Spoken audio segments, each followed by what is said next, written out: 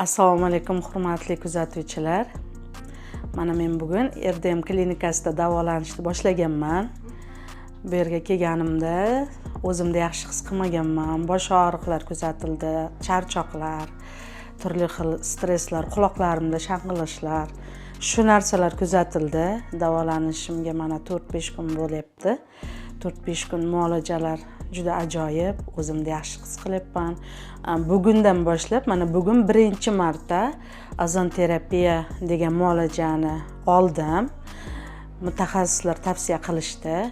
Bugun 1-marta olish mobaynida o'zimni juda yaxshi his qilyapman. Quloqlarimda shang'illashlar yo'q, bosh og'riqlarim o'zi yaxshi pasaydi, yaxshi, o'zimni yaxshi his qilyapman. Agar o'zi ozon terapiyani dugonam tavsiya qiluvdi.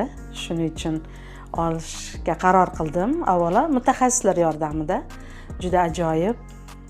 Sizlarga ham tavsiya qilaman. Agar davolanmoqchi bo'lsangiz, ozon terapiyadan foydalaning.